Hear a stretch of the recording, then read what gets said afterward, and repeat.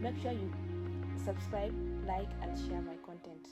Click on the notification bell to get all of my newest uploads. The month of love is here with us. The month where the spouses, partners, lovers just celebrate their love life.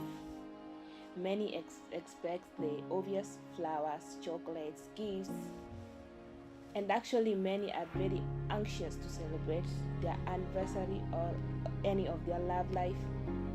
Now, do many of you know what Valentine is about? I thought you should know. So, how did the name Valentine come about?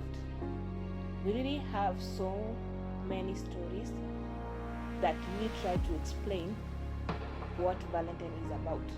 The famous one is about Valentine. Valentine was a priest in the time of Emperor Claudius II.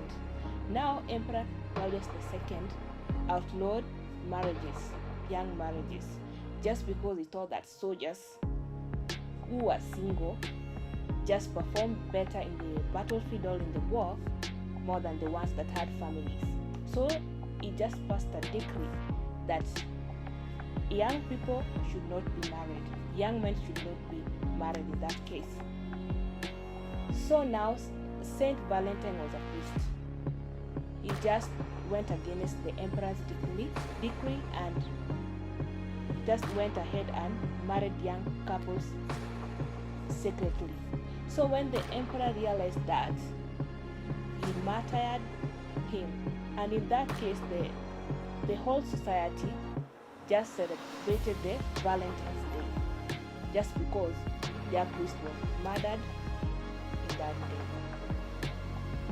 Another story about Valentine is that in the older days, as many just put up the story, that he was a prisoner and he had a lover.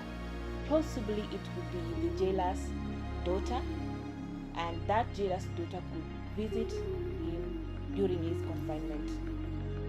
And when he was about to die, he was on his deathbed, he wrote a letter to the girl. And that letter was signed from your Valentine. So as we know, that is the expression we usually use when writing a letter to your lover during the Valentine's Day. That is the from your Valentine. Now, in the older days, there was this celebration called Lupercalia. Lupercalia is whereby it was celebrated around mid-February, whereby men could just slaughter a goat. A goat just symbolizes fertility, and then a dog that symbolizes purification. So they took the hides, just sprinkled blood on them, and they used that to slap the women. The hide.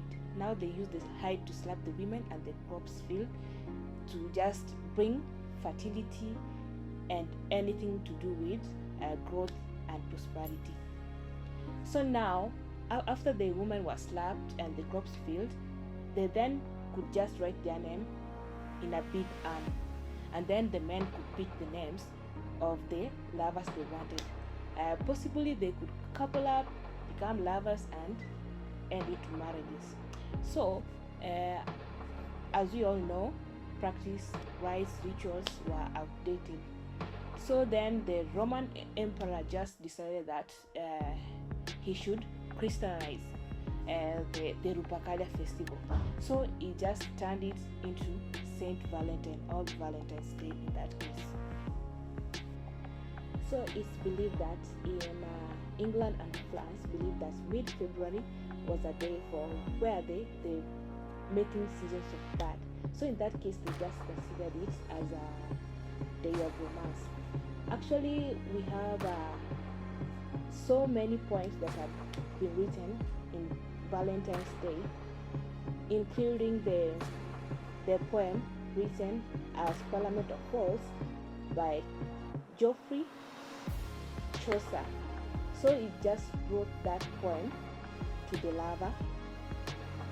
And then the Duke of Orleans, who was Charles, also wrote a letter while he was in prison in the Tower of England to his wife, and that was actually considered as a Valentine poem.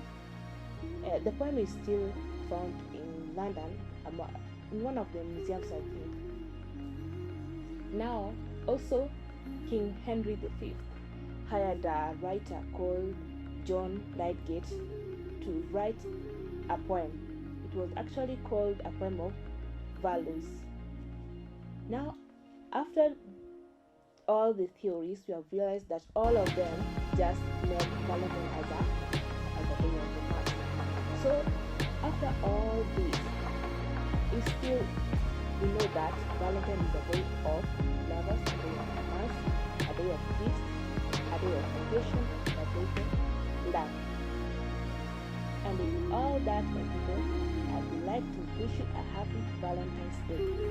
See you in my next YouTube upload. Thank you.